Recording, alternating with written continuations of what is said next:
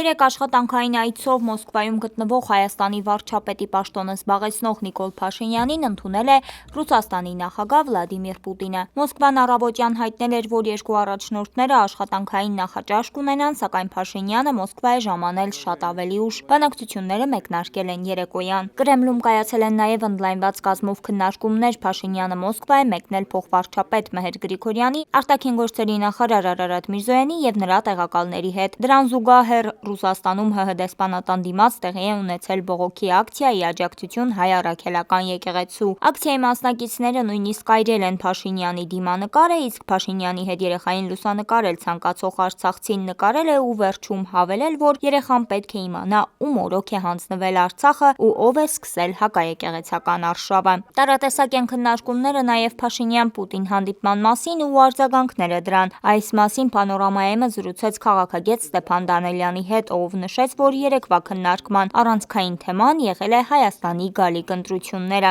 Այցի ժամանակ ըստ էության անդրադարձան գլխավոր թեմաներին։ Հայաստանի գործող վարչապետին անհանգստացնում է առաջին ընտրությունների հարցը, որտեղ հաղթելու ինքը շատ քիչ հավանականություն ունի։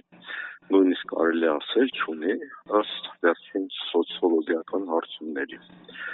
Եվ իր միակ հնարավորությունը այն է, որ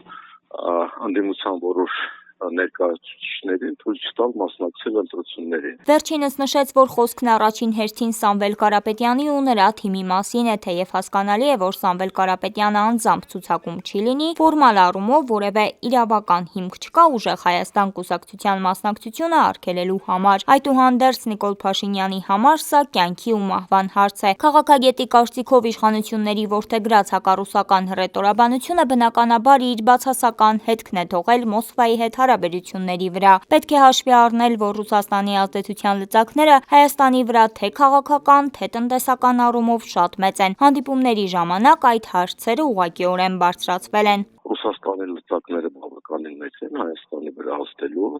եւ քաղաքական եւ նաեւ տնտեսական։